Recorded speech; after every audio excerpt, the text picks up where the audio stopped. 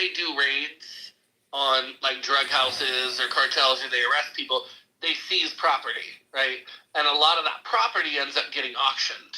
And it gets auctioned through U.S. Treasury auctions or secondary auctions. Well, you can't just go to those.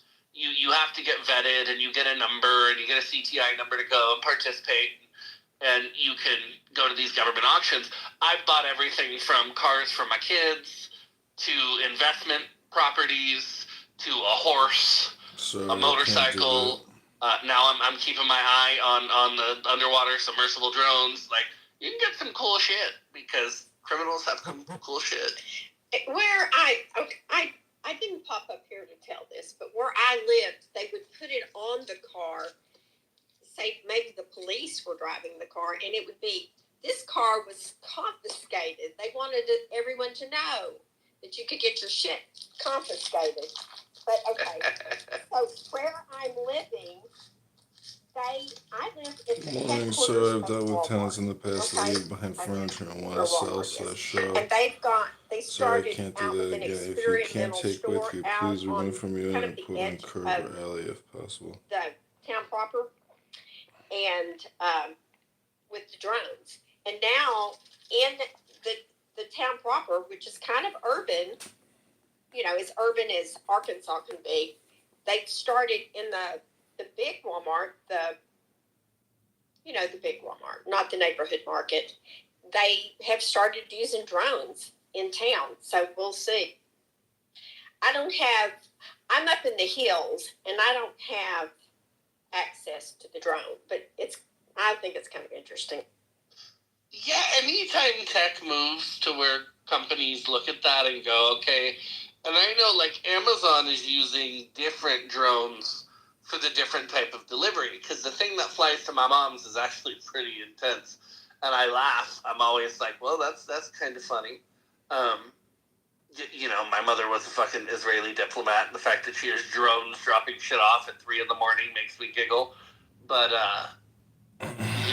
it's interesting to see when companies go, okay, where is a gap that we can make work? Like, Amazon tried in the very early days of, I'll say about a decade ago now, Amazon tried to do their remote stores in Seattle. And they didn't really kick off all that well. They have two of them in Seattle proper, one in Redmond, one in Bellevue, and there's no worker or anything. You go in, you scan with your Why ID does it get worse or before your it gets Apple better? ID or whatever the fuck they have you fill out, and then you go in and you buy your shit. But in other countries, those stores are actually working quite well in major urban centers and major cities. Paris has a couple that work. London has a couple that work. So companies will look at the advancement of tech and see what works for them. But it's funny how much like broad beta testing and piloting they have to do in different markets to be like, okay, where will this make sense? Because that's pretty interesting that they're finding the ability to do it successfully where you are, Shirley. Because usually that type of tech utilizing goes to the bluer states first, and then it works its way. Now, again, that's their home state, that's their headquarters. I'm actually in Walmart is the third largest company. Well, that's what I was saying. Where I live, though it's Arkansas, for God's sakes. There's some things about the state that are very backwards. There's not, say for instance, if you needed pinpointed radiation treatment,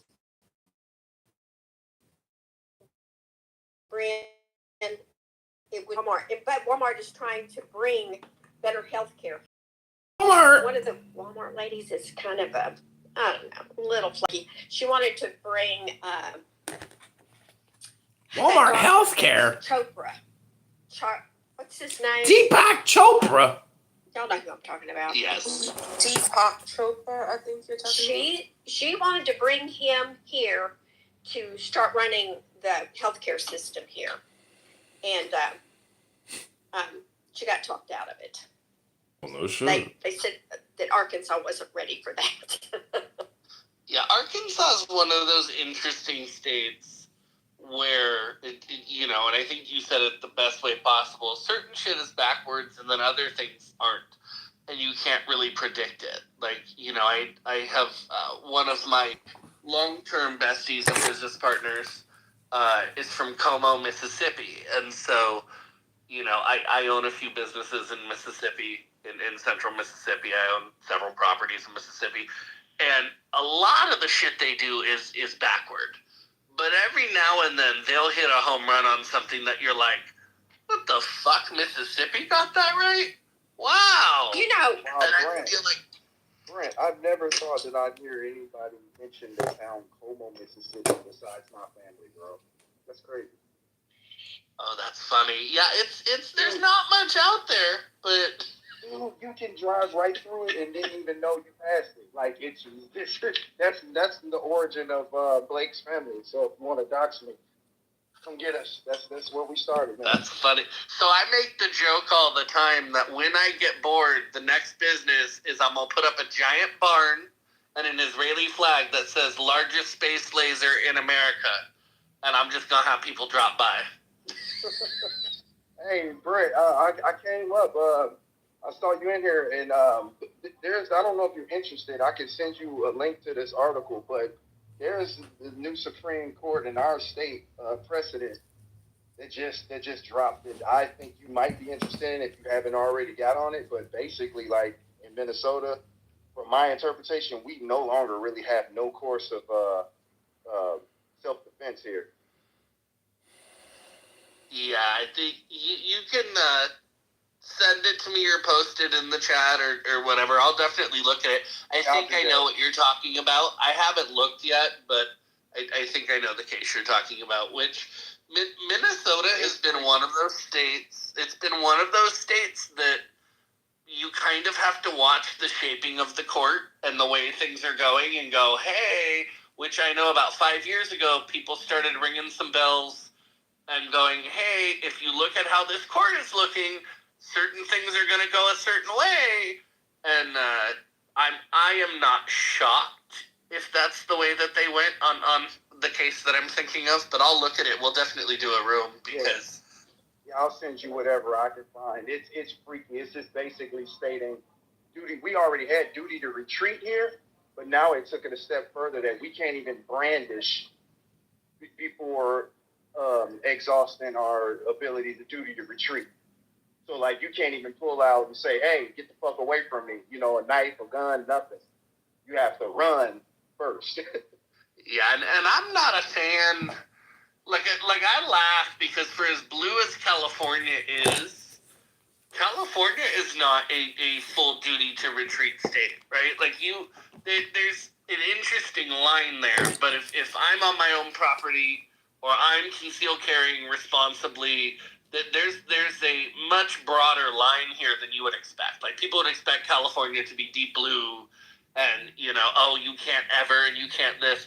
Certain states have been pushing that duty to retreat requirement, the exiting the situation if you can requirement, which is it's just a baffling one to me. Like, just not to derail the room or head a different direction, but the concept that I should have to remove myself from a situation because of a perceived threat of somebody else is about as un-American of a concept as I can think of. Is wait, so you're threatening my safety, and I have a duty to go away and run away from you and, contact law enforcement and then if you can fund until I am actually in, like, no, this shit is, nope, gone too far.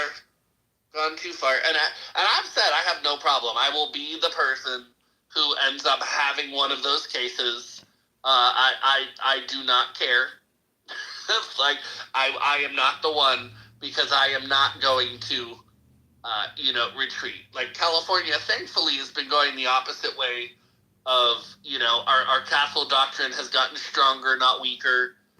We don't have a pure stand your ground, but we have a situational stand your ground that's getting stronger. And with a couple of the challenges to California state gun laws that have been successful, we're heading in the right direction. Minnesota, Michigan, a couple of other states, in my opinion, are heading in the wrong direction, and it's unfortunate. So how many states have that rule that if you come in my house, I just need to give you my stuff? So it depends on how we're putting this, right? So in terms of your ability to shoot somebody who has entered your home in commission of a felony to take your shit, there's about 16 states that have longer lists than would be reasonable of shit you have to do as the homeowner to make sure you've covered your ass. It's about 16 out of 50 currently have things. Like in California, if you are in my house in the commission of a felony, you have my TV in your hand. I can tell you to drop the TV and get out, and if you don't, I can shoot you. If you have broken in my house, but you don't have anything in your hands yet, and you turn away to run away from me, I don't have a right to shoot you. Because you are in retreat, you are not in the active commission of a felony, and you are not actually stealing anything from my home. So it doesn't matter you broke into my house in the middle of the night. The fact that you don't have a TV in your hands, and you're now running out my door, you're retreating, I don't have a legal right to fire at you in this state. And there's, several states that have rules along that line that basically say, yeah, they shouldn't have broken into your house. We acknowledge that that was a criminal act, but they're in your house already. And so, are they an imminent threat to you if they're not coming at you with a weapon and they're not actively stealing? Like if I come down my stairs with my gun and I catch Marshall just standing there because he just made it in the house and he starts to turn away from me, I don't have the right to shoot Marshall in California.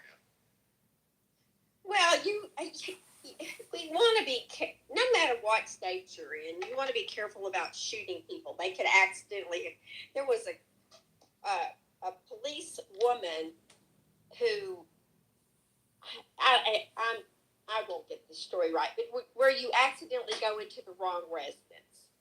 I don't want to be shooting people that maybe they were sleepwalking and ended up in my house. This is actually what my father said. Surely people with any intelligence kind of pause before they shoot someone. You would pause and they would take the gun away from you. So that's my stand on it. If I hear you coming into my house, I'm going to hide. But I'm happy to live in a state where you might assume the 76-year-old man in my house has a gun, which he does not. But people could work on the premise that I might because I can, right?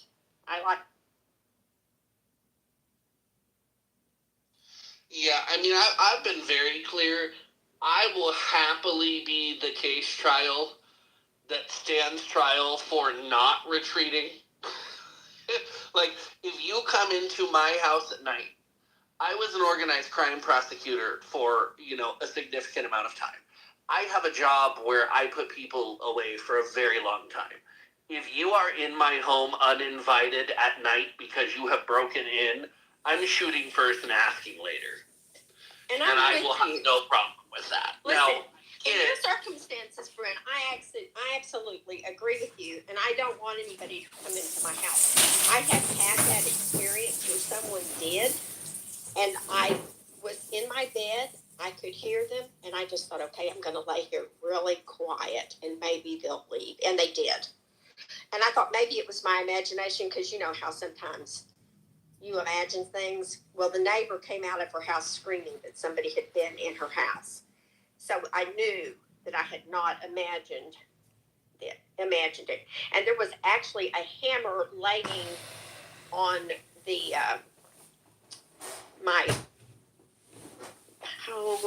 on the fireplace. And I thought, oh my God, this person could have picked that hammer up and killed me with it. It's yeah, I'm all for, and this is the thing. As much as I'm a permanent 2A person. I am a lifetime member of the NRA. I will go down swinging for the gun rights. When we have conversations about public access, I tend to be a little more socially reserved. But in my home, like if you have made it inside of my home without permission, I don't have a whole lot of hesitation. I don't feel bad. I don't feel like you are owed some sort of courtesy. If you have entered my home, you are not supposed to be there. I do not invite a lot of people here. Any property I own, I have do not solicit signs on the front. I have gun owner signs on the front. I have locks on my gates. Like, I make it very clear. People are not welcome. So if you are in my home or you have breached my gate, my assumption is you are there for negative reasons. Because there's no wandering into my home because you've now breached 3 locked gates and a sealed metal door. So if you have managed to do that, you're not accidentally wandering in. So I am going to unload my firearm as you come up my stairs or as I come down my stairs. But, different states have different rules. California is hilarious because if I'm home, I have a whole lot of leeway to protect myself and to protect my home. If I feel like I'm in danger and if you have a weapon, blah, blah, blah. If I'm out of my home using a firearm in California is one hell of a Russian roulette wheel, and I don't encourage people to do it. I encourage people to conceal carry, but be real cautious because this is not a state that's going to overly respect, mistakes or missteps. But ironically, if you break into my home and hurt yourself while doing it, you me in the state of California, and that's where our laws are hilarious. Like if Marshall was breaking into my house and cut himself on my window, he can actually sue me for hurting himself while breaking into my house. It's hilarious. Isn't it like that in Canada also, Brent? Well, Canada's got weird. Canada has weird laws. Like, again, in the United States, we have very clear regulations, at least conceptually, about the right to protect yourself, your family, your property. Canada doesn't necessarily operate that way any more than the UK does. And so, that their rights to self-defense in those places are quite limited because property theft is not considered something you have a right to be brandishing a firearm or, assaulting somebody to get your shit back. If I come down my stairs and Marshall is stealing my shit, it doesn't matter which state I'm in the right, legally, to, fend Marshall off because he's not supposed to be in my house. Canadian law is a little bit different, right? Like, they have a duty to flee and contact law enforcement and basically just, leave the fucking burglar in their house. Over pulling a gun or a hammer, whatever the fuck you have, and getting in a physical altercation. They have, a duty distance in their system. And most common law places have that because they say, well, is your watch or your TV worth someone's life? And in America, we've always looked at it a different way of, you are making the conscious choice to be in my house. You are making the conscious choice to try to take my shit. That's on you. Whereas certain other countries have lost their mind, in my opinion, and their rules are written a little bit differently to where it's the preservation of that thief's life is more in, the preservation of the sanctity of my property line. And America being built how it was, we have it built into our system. You don't get to fucking breach the property line. You don't get to come into my house and take my shit. I have a right to defend that line. I have a right to defend my shit that I've worked for. We have a very different system with that regard, but obviously it varies state by state on what that looks like. Which is why when people move, and I warn Californians all the time as they relocate to other states, and especially my friends from the Midwest or the South who move here, I'm always like, understand the laws where you're at, understand what that looks like. I can't tell you how many Californians I know who, their kids or their grandkids get a DUI in the state of Arizona, or they get a DUI in the state of Nevada, and they realize, in those states you're going to jail. In those states you're serving some time. You're not getting a slap on the wrist. You're not getting a ticket. Like, you're going to be in trouble for that. In the same way with, like, drugs. In California, you can get caught with a large amount of, marijuana. And even if you don't have a growing license, it's not so much a criminal infraction. I don't want to be in... I don't want to be in West Virginia getting caught with personal use drugs. Not to mention, you're going to drive through West Virginia with a bunch of bricks of weed. Yeah, good luck with that, right? I don't want to be in Kentucky. I want to be in Arkansas. And people move across the country without adjusting to the rules. And it's like, before you make that move, before you take that job, you do a little due diligence and see what that looks like. Because, America is the United States, but they're not identical. Arkansas, okay, I'm 5 miles from the border of Missouri, and Missouri has record. You have to have in my state. You have to have in Arkansas. You have to have a card. Okay, but if I get caught going over to Missouri and I drive across that state line and it just me, I'm going to get in trouble. I'm going to get a fine. So, and it doesn't matter that I have a card. They don't even want you to get it legally from Missouri. No, because you're bringing it into their state. And this is what I've always laughed at, right? And so California has very strict firework laws. And the firework laws here have to do with concerns about fires in the Bay Area and Los Angeles in the 1980s. Literally, that's what a lot of the laws are written for. And at this point, they're used to deal with public nuisance and noise because we have 40 million people in the state. And, the vast majority of them live in 7 counties in some pretty cramped in spaces. And so they lean on these old safety laws to stop fireworks.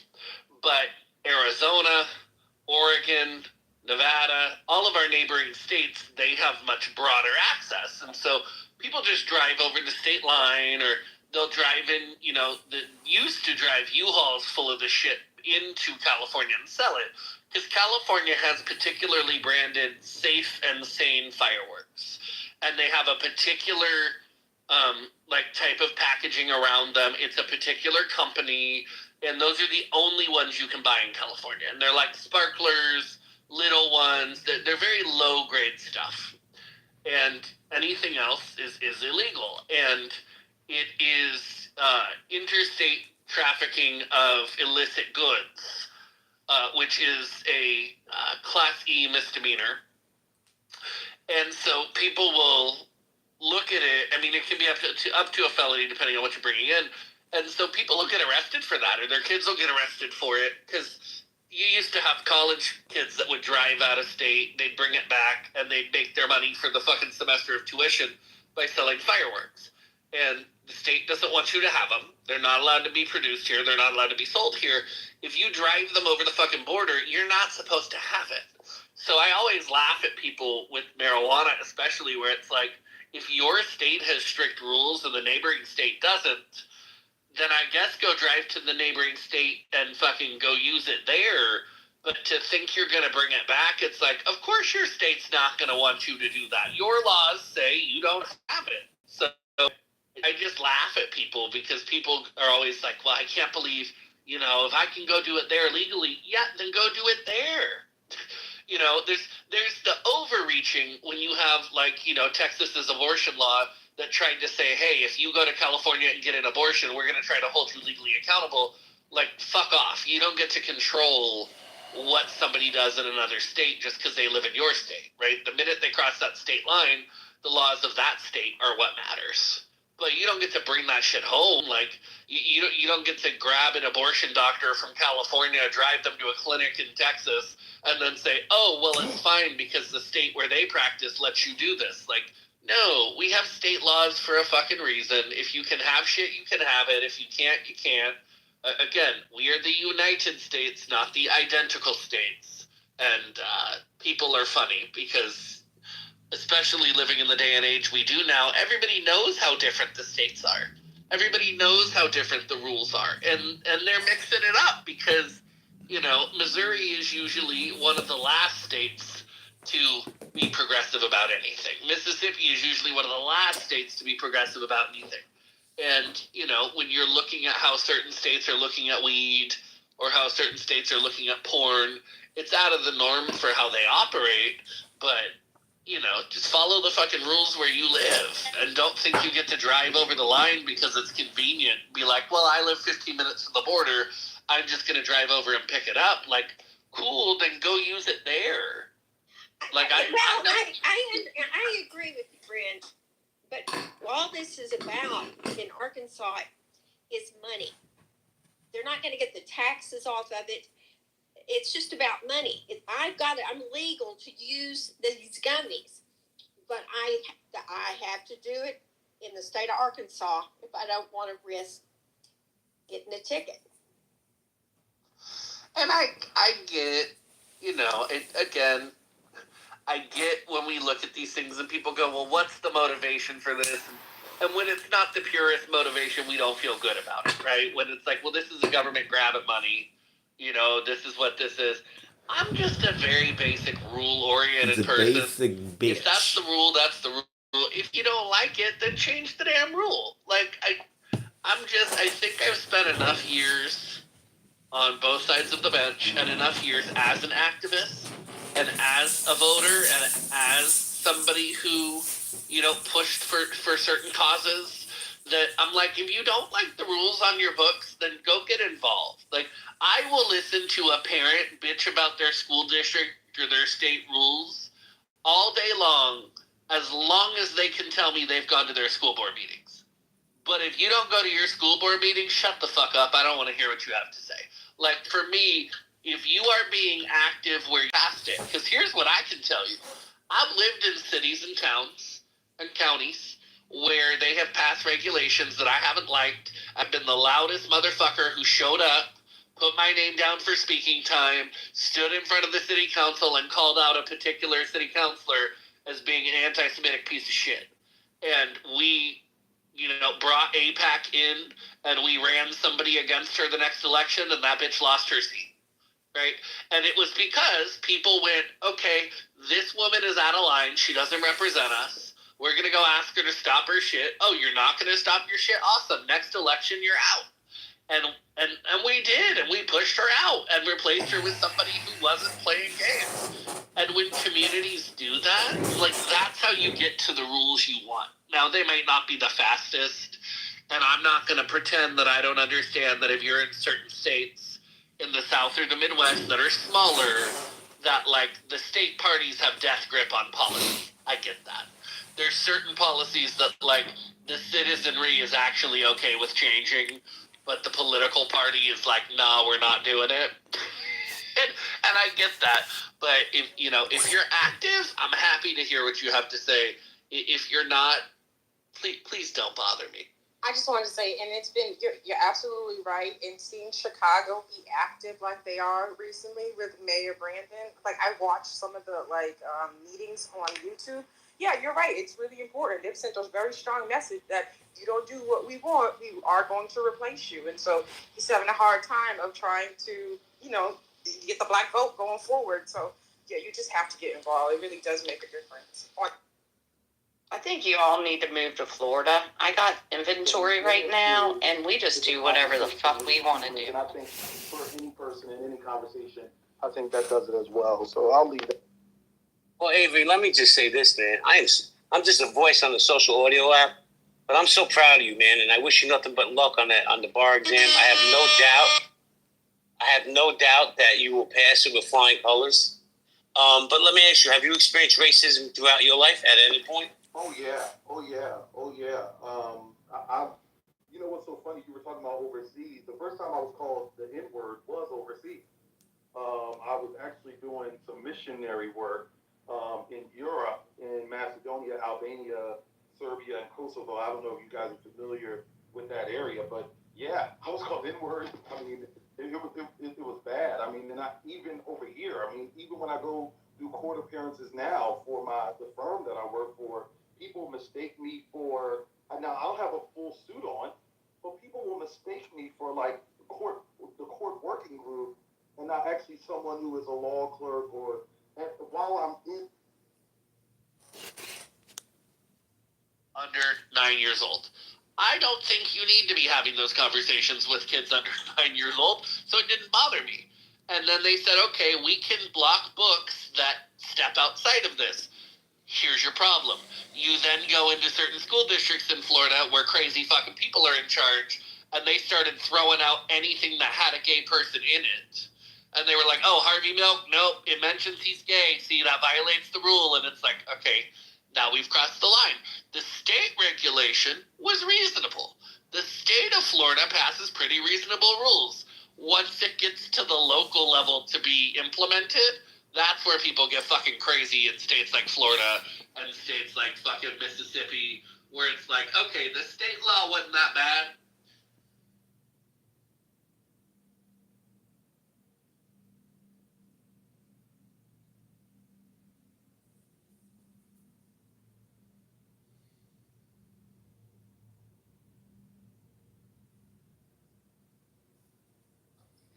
They got the whatever the one brand here in Chicago. I got every fucking flavor.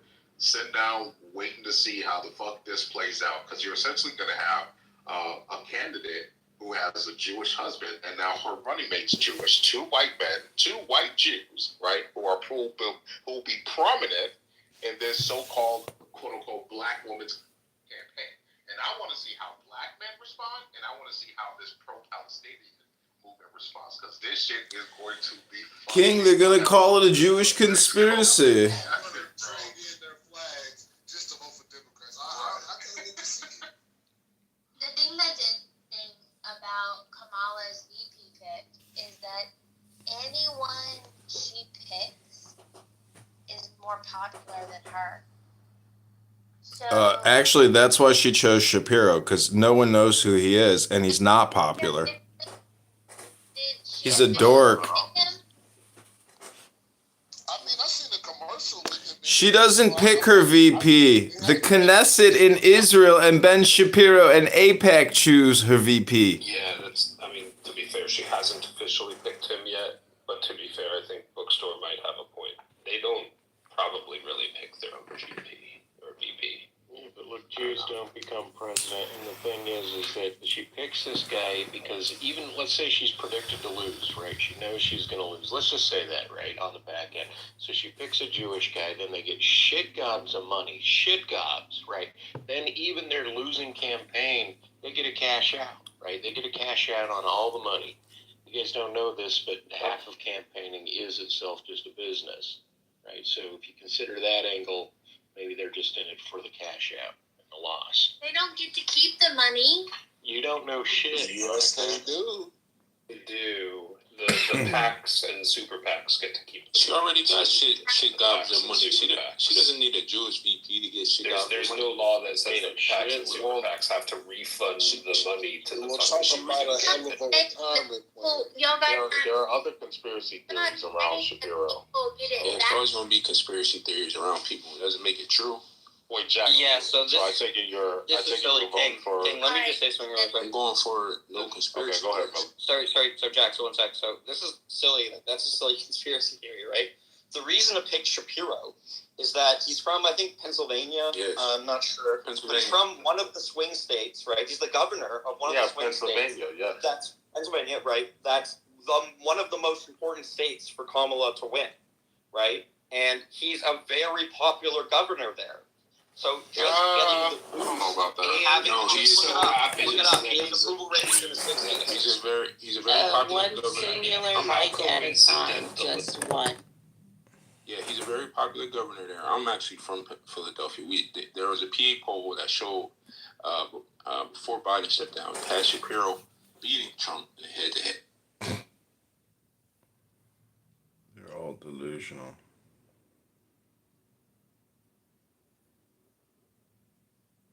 You enjoy your culture, you're happily of your culture, and people notice your culture.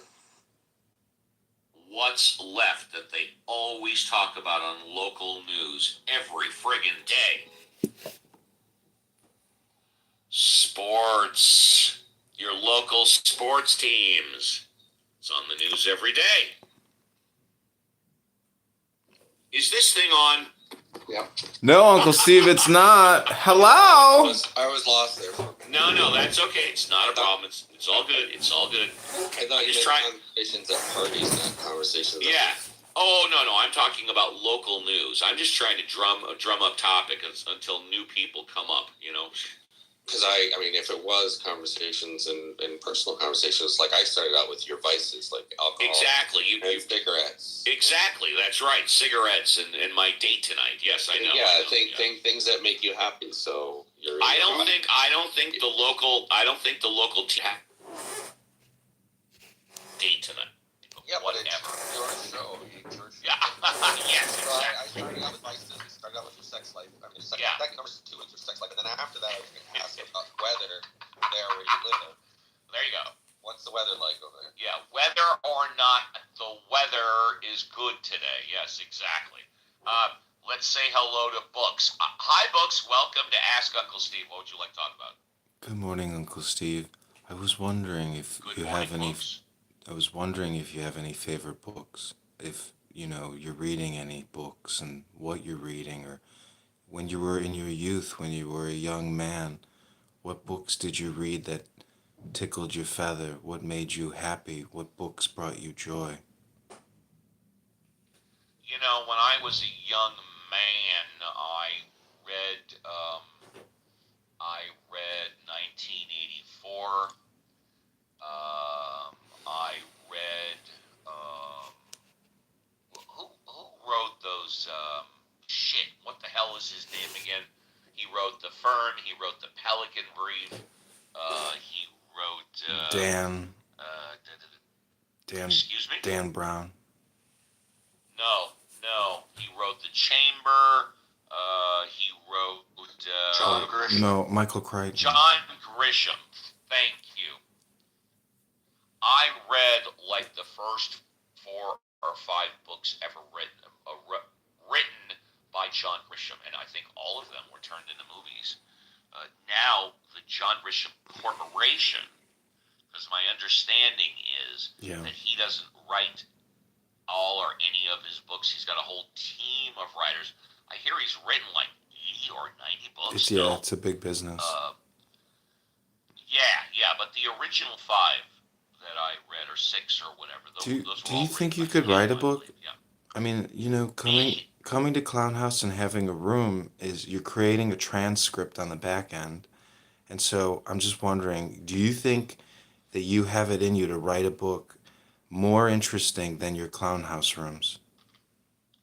No, I think what I would do is I would transcribe all of the Clown House rooms, or certain specific Clown House rooms, and then I would have to personally edit it into a book. Yeah, ChatGPT can do that. You don't have to do editing anymore. ChatGPT can do it at 99% better. Everything is automated now. ChatGPT can transcribe. Pardon, let me rephrase that. You can get an AI that can transcribe the lingo into writing, and then I can ask ChatGPT to put it in book form. But I would have to personally edit it, because it wouldn't come out the way I'd be satisfied. See, that's the problem, is you're never satisfied. No, actually, that's not true. I'm satisfied a lot of the times. Why do you think I'm not satisfied ever? No, I'm just saying I get that feeling. You said I'm never satisfied. Why? Maybe you're never satisfied, in my opinion. No, a lot of times I'm not satisfied, but a lot of times I am. be satisfied tonight, right, Steve? There, I hope so. Well, What let me about you, ask you. Books? What about you, Books? How often are you satisfied, and why? I'm satisfied 8 out of 10 times, and that's because I let go, meaning that I'm not looking for satisfaction. I'm looking to go. And when you go on your date tonight, I have a question for you. How do you make a woman fall in love with you, Uncle Steve? Well, I don't expect it to happen on the first date. That's how. Well, if you can't expect it on the first date, then you can't expect it on the second or third, because Shakespeare said, "Who hath ever fallen in love at first sight?" It took my ex-wife 90 days to fall in love with me. Well, she's your ex-wife, and we're here now in the Ask Uncle Steve room in the Casa de Papel. Is your ex-wife here right now? Or is she living in your brain rent-free still? I certainly hope not. When you said here, I'm assuming you meant here in Ask Uncle Steve. No, Is linguistically, she alive? in Yes. your memory. Yes, she's alive and well. She's alive and well, if that's what you're asking, but she's not here. No, I mean, we're talking about her.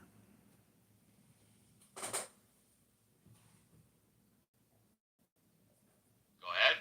What do you want to know? Do you think you failed as a man in your marriage? Well, you'll think. No. Were you ever married? Yes. All right, and I'm assuming you're no longer married, right? No, I'm now single.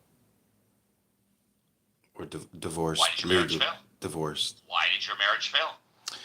I had an alcohol problem, and I smoked a lot of cigarettes, and the cigarettes became so repulsive that she decided to leave me. She said, "I can't be around someone who has cancer on them all the time." How long did your marriage last? 20 years. How come it took her so long to realize that?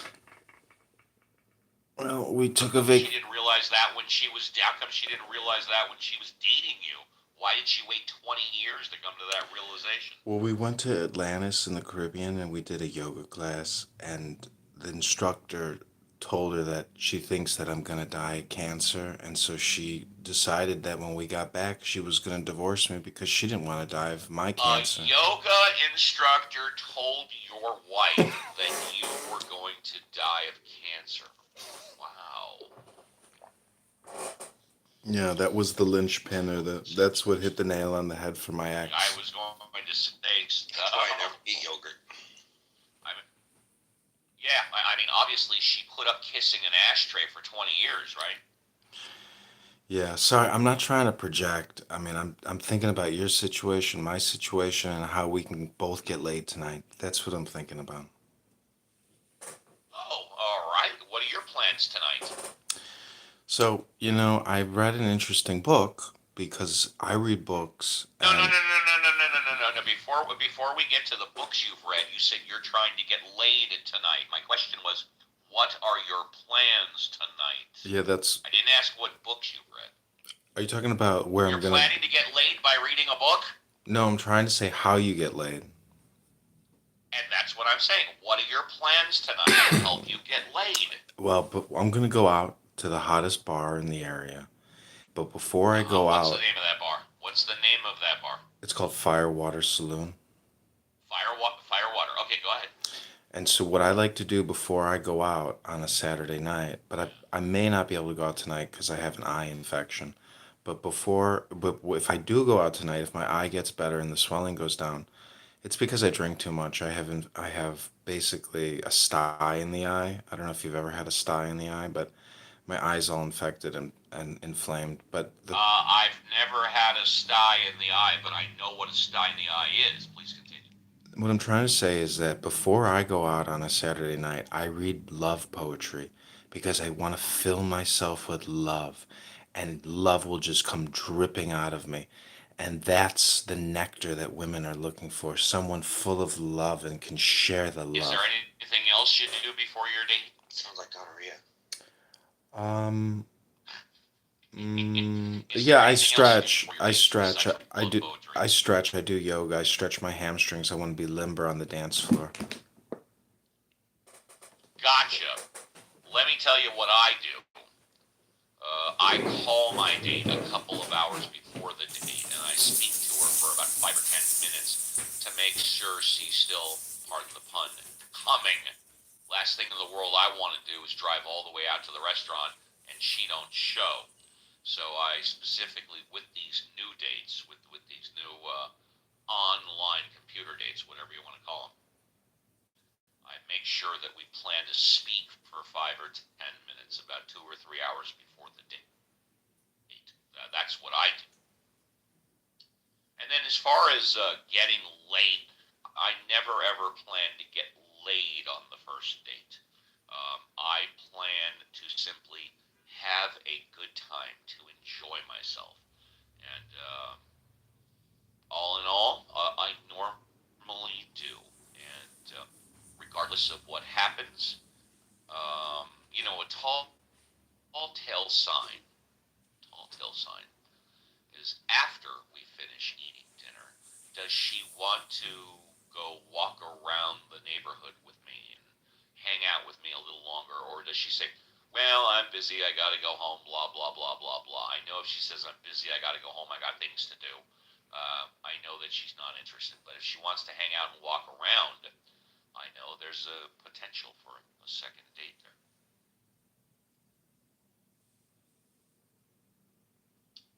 Anyways, that's what I think. But we're at the bottom of the hour. Welcome everybody to Ask Uncle Steve. It's a pleasure to be here.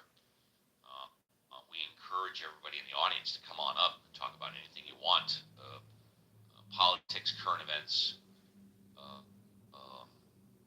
God, religion, clubhouse, you, me. I don't mind talking about me. That's fine.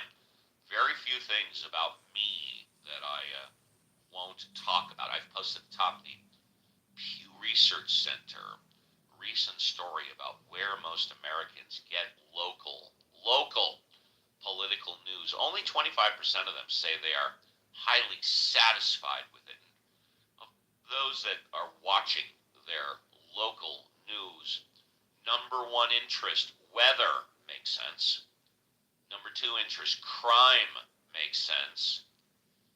Number three interest, government and politics, also tied, is traffic and transportation. Number five, I don't get. Arts and culture, I don't see that one at all.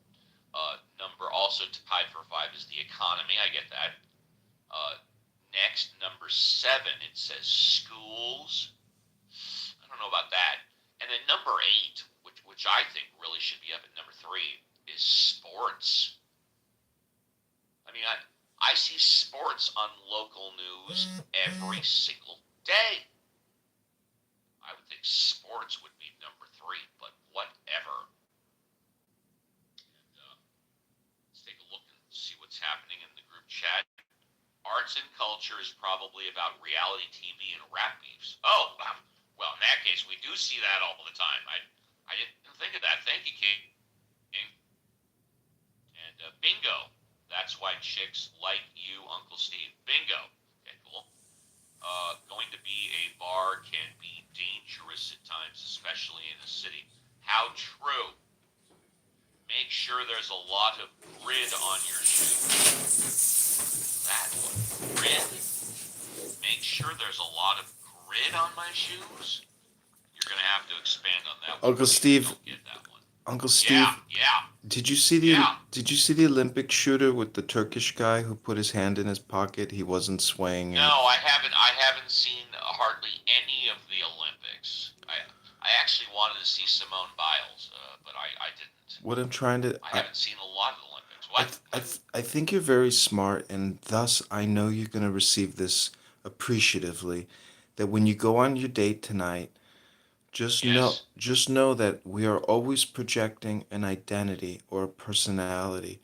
And if you really want to capture a woman or make her fall in love with you, you have to stop projecting your personality in the way that you do, because you are the epitome. You mean you don't think I should be myself. No, be yourself, but take it like they say in the radio. So I should project my personality. Yes, but like they say in the radio business, take it from a 10 to a 2. Are you saying talk softer? Are you saying Yeah, slow your less vibration. Slow your vibration. The slower your vibration, the better the positive vibration. That's just a feeling. I don't know if it's true. I assure you, and thank you. Actually, I take that advice to heart because when I'm on the date tonight, actually in IRL, I'm always a little bit more low key than I am when I'm in front of the microphone or on Clubhouse. Now it's the same me, same feelings, same thoughts, but I do tone it down a little bit. I'm a little softer. So I guess what I'm saying is if you're gonna do that on a date, why can't you do that on Clown House for us? Because I get the feeling sometimes, it's not healthy the way that you communicate, and it's not healthy for you most of all because, your audience is you, and you or your audience. A blending happens of the minds. I'm here to defend Steve. Leave him alone. Thank you for that, Carranza. What I don't understand, books, is why you literally have developed 50 different profiles on Clubhouse. Why you literally pretend to be somebody differently. I've had one profile for 4 years with my real first and last name and my real picture. I think you developing 50 profiles and imitating 50 different people is unhealthy. What do you say about that? Well, I'm not imitating. They assassinated Roger Mayhem. They assassinated Donald Trump. When I say they, I mean, if I came on here and called myself Tinkerbell, you can't say I'm misrepresenting Tinkerbell. This is a non-playable character profile-based social audio simulation. I said it's unhealthy. I said it's unhealthy to pretend to be 50 different people. It's called creating brands. I own 500 domain names. I have a lot of intellectual property. Really? And when you open a room on Clubhouse, how many people do you get regularly that come in and listen to you for 3 or 4 hours? Like 1 or 2? Nobody. You're Exactly. Now, on the other hand, how many people come in and listen to me when I open a room on Clubhouse? sometimes hundreds. Hundreds. On the average, hundreds. So I don't understand why you're giving me advice on how to be naked when we listen. Because I don't understand why you, who gets 1 or 2 people, are giving me advice when I get hundreds. I don't understand why you're taking my advice or listening to my opinions. Are you saying I shouldn't be listening to your opinions? No, I'm just reversing what you said. And why are you reversing what I said? Because this is a thought projection. The whole, I heard... Oh, okay, so it has nothing to do with my best interest. It has to do with a thought projection. Overall, yes. Your best interest is in my best interest. My best interest is in your best interest. I thought so. I really didn't think you were giving me advice for my benefit. It's an opinion. But opinions are like thought projections. All right. Well, there you go. Thank you. Go ahead. Go on. The problem is that very rarely, if at all, are your opinions ever sincere or honest. They're normally bullshit. I know, but again, that's an opinion. I'm glad that you agree with me. Yes, it's an opinion, but normally when you give them, they're bullshit. And I'm glad you agree with me. Now you're forcing my agreement. Do you think that's fair? I'm not forcing anything. I told you what I said, and you said, quote, I know, but. Replays are on. I said, your opinions are normally bullshit. Your immediate response without hesitation was, I know, but.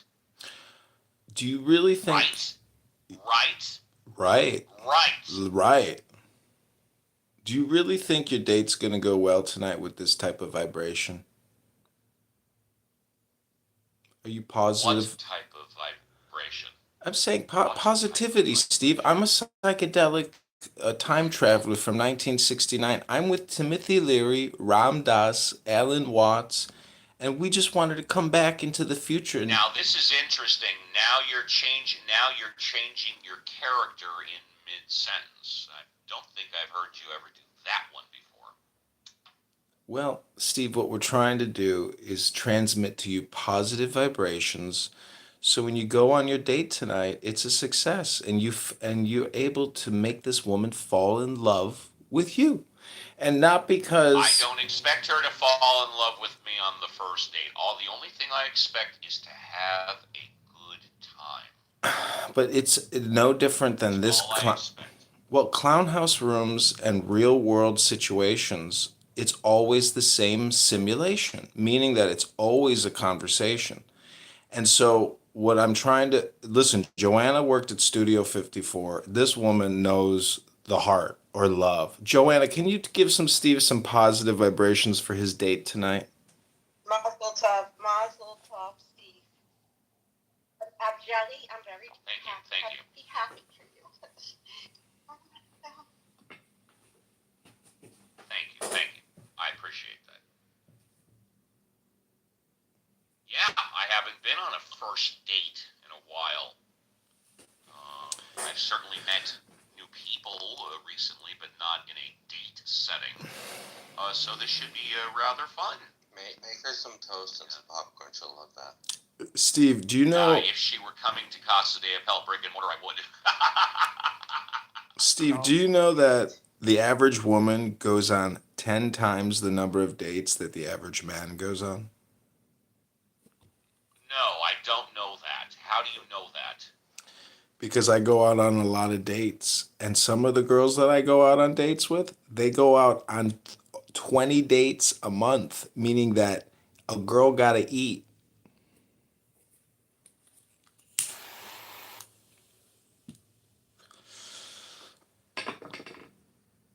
Talking about books. Talking about books. I would say 80% of really attractive women do not pay for food. Question. You're talking about books. I'm talking about dating. Well, let's talk about.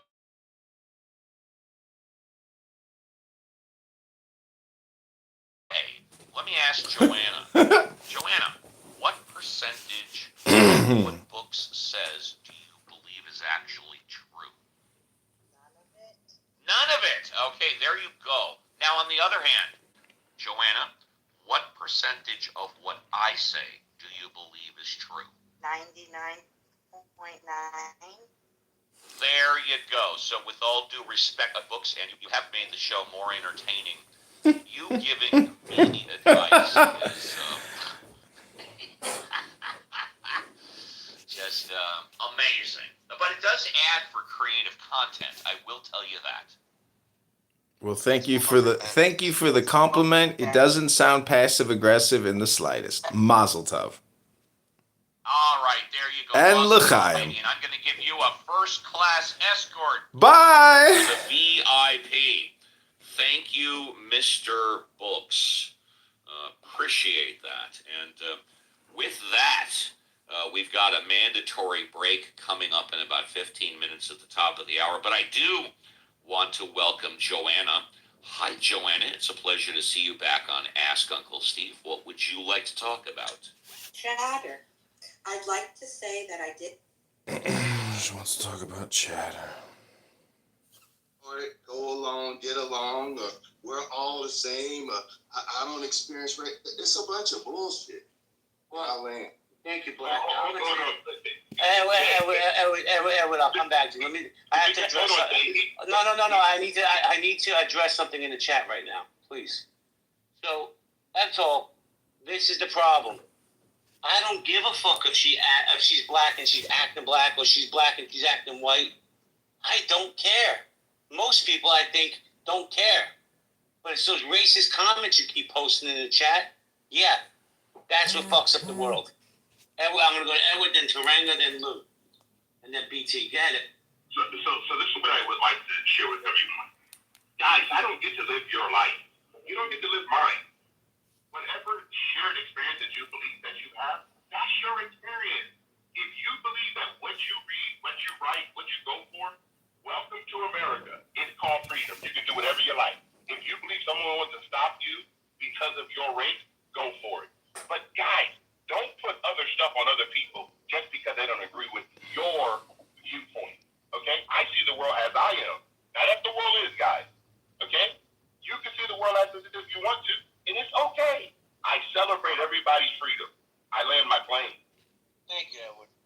appreciate you, Black. I appreciate you. It was a great chat. BT, I got you. Hold on. Quick, 30 seconds. All right, 30 seconds. Yeah, he's talking about beliefs. I'm talking about facts that I can even post today. I'm talking about current shit. We're not talking about beliefs. And this is the type of shit that I'm talking about. It's rather wild. There's a good book called The Black Tax, The Cost of Being Black in America Today. And it's factual, brother. You should read that. If you don't mind me calling you brother, and I'll land. Well, let me... Is that a book? It sounds like a book. Hold on, books. So, let me say, I hope you, BT, I got you, but I got a queue. I got to try to run the queue, BT, and you're in the Matrix anyway. There you are, but give me a minute, I'll get you, I promise. Taranga's been patiently waiting. Good morning, Taranga. Taranga, are you there? All right. I don't think you pronounced her name correctly. It's Taranga. Hold on a second. Taranga. Books, you sound like Chicago Cheeseburger. Is that you? No, my name is Book, sir. Okay, I'm going to get rid of you because you're an asshole.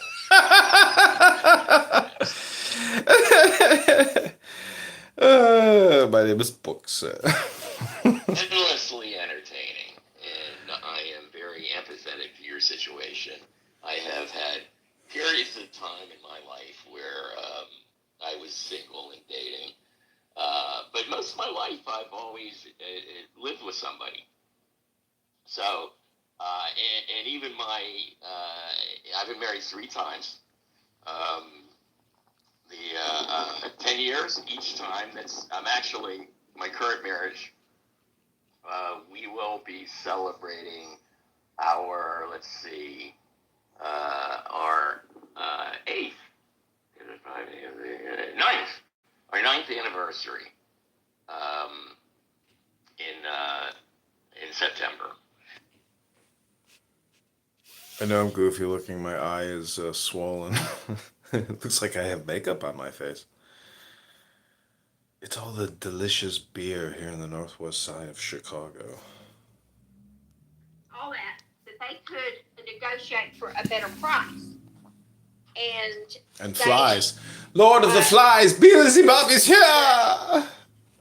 Our representatives allowed them to get by with not doing that. They could have negotiated that deal. They didn't do it. That's why I have a general dislike for both sides of the aisle. Because they are really not working for us. Well, and this is where, as an Israeli, and the Israeli political system is not perfect. I'm not pretending it is before somebody jumps down my throat, because anytime I bring up something that Israel does better, in my opinion, I will get shit in my back channel on how I'm not American and I'm a disloyal piece of shit. So before people go down that immigrant-hating trash, which happens, and it makes me laugh every time, because apparently it's un-American to criticize America, but that's fine. The difference in Israeli politics is if you are a Knesset member, right, you're part of the parliament, and you make promises and you don't keep them, the Israeli population happily throws people into the trash can. So we don't have a lot of Knesset or parliament members who stay in office for a very long time. Each party has their handful who, are the prime ministers and defense ministers, and they hold on pretty well. But the vast majority of the ministers in the Knesset, they get 1 to 2 terms, even if they're good, because we throw politicians out in Israel. The population holds them to the ground until Americans are willing to hold their Congress members' feet to the fire and say, if this shit is not done, you'll be out next time. And I don't care how many commercials Pfizer pays for. I don't care how much money they put out. We will simply not show up for you.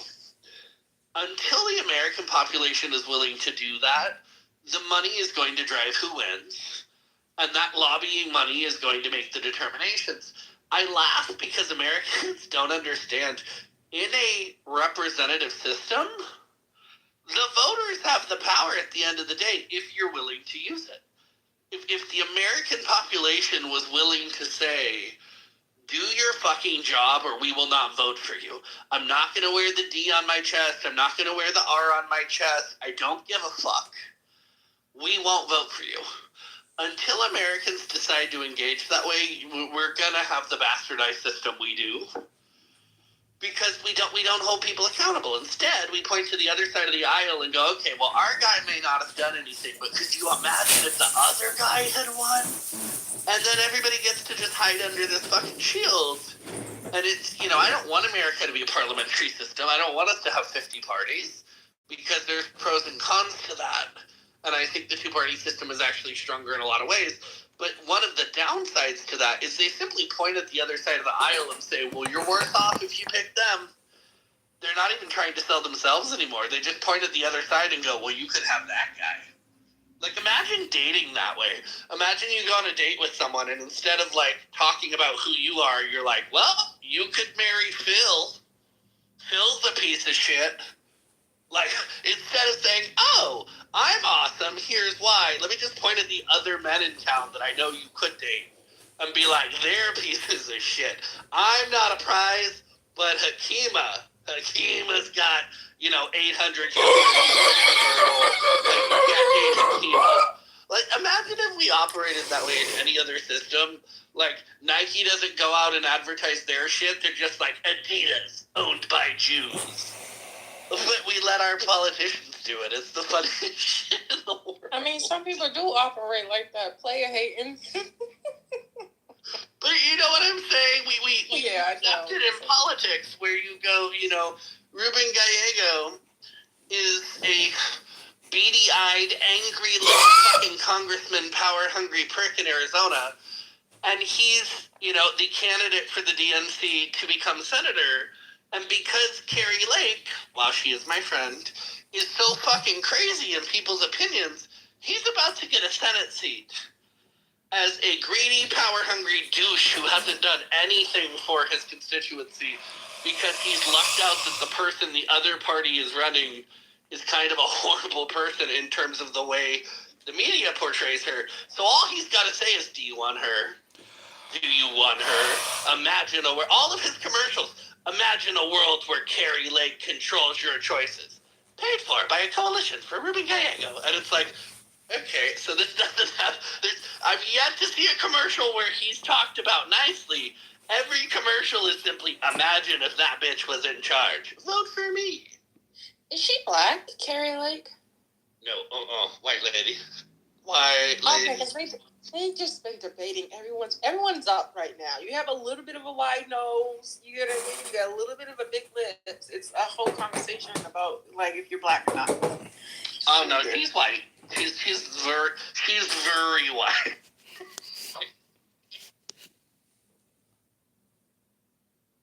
Is Carrie Lake white? She defines the word white. Did I miss something? Yeah, there has been, and I was laughing that Sexy brought it up, there has been some conjecture in certain circles to the legitimacy of her whiteness, which I find funny because she's just a typical white lady. She just is a typical white lady. She's, I acknowledge I've been friends with her for years. She's a very sweet human. I enjoy her. The way she's been presented in the media is interesting. The way she's run her campaign is interesting. But the fact that there is this weird kind of secondary question of her race in this particular election is hilarious because she's been a journalist. She's been a broadcaster in that state for decades. She's just a standard white lady. Brandon, excuse me, I have a question for you. What do you think is more true, diversity or discrimination? Well, I'm not really sure what that has to do with what we're talking about in this particular room. But Well, you're talking about whether she's white. I'm just saying that diversity versus discrimination are concepts. I'm just saying philosophically, those two concepts are challenging to rationalize or to comprehend in totality. I don't think they are. I'm going to be really honest. As someone who, was a prosecutor for years and sits on a bench teaches academically, but also was an activist in Jewish communities and gay communities. Diversity is a pretty basic concept.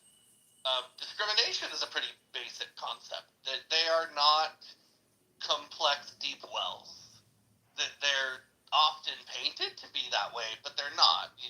At the end of the day, discrimination is simply not treating one thing the same way you treat another, and placing barriers in front of entry, access, acceptance, tolerance, whatever that may be, based on a particular caricature, membership, characteristic, whatever that may be.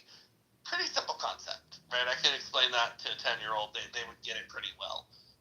Diversity is simply acknowledging there's a bunch of diverse cultures, orientations, ethnicities, multiple genders, whatever, insert concerned category here, and making sure that they all have equal access, equal entry, and you're not, placing inequitable barriers to entry for Group A and not Group B. And I don't think they're actually difficult concepts on their base. We make them difficult by trying to decide where our cultural normative line is and what amount of them we're willing to tolerate and we're not. Like, we as people make them difficult concepts. Academically, they're very simple concepts. Legally, they're very simple concepts.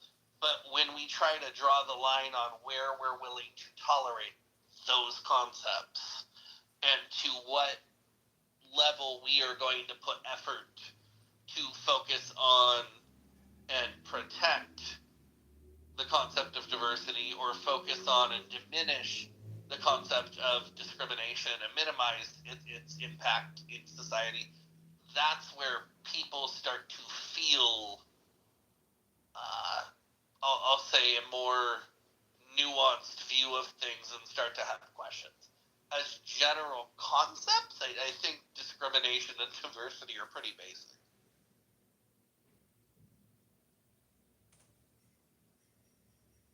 Does that answer your question? This diversity thing,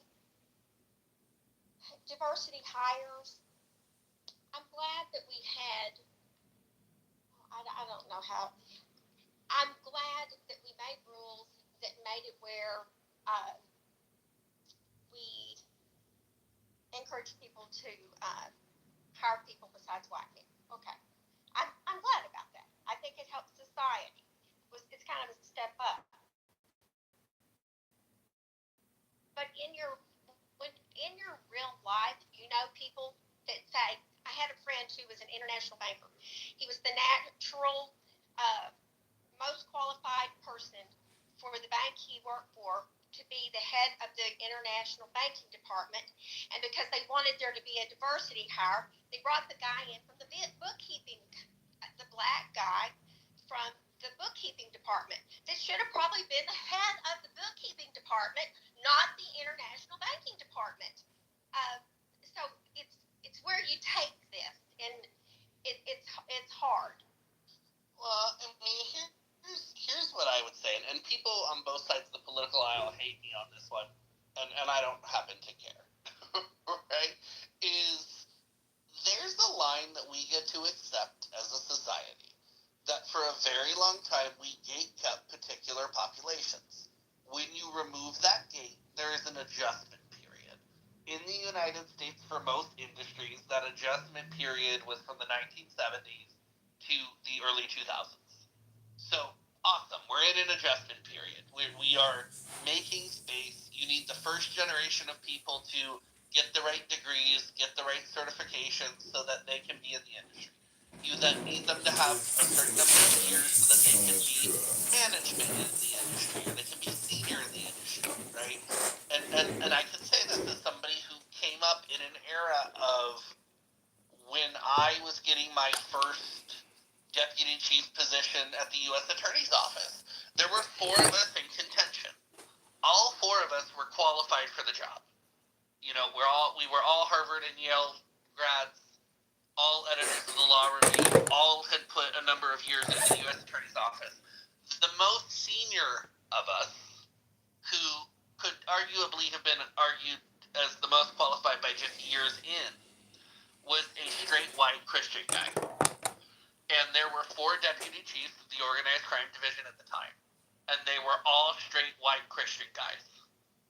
And so the hiring board looked at it and said, okay, we have straight white Christian guy, straight white Christian guy, straight white Christian guy, or Bran, who is a mixed race immigrant Jewish guy.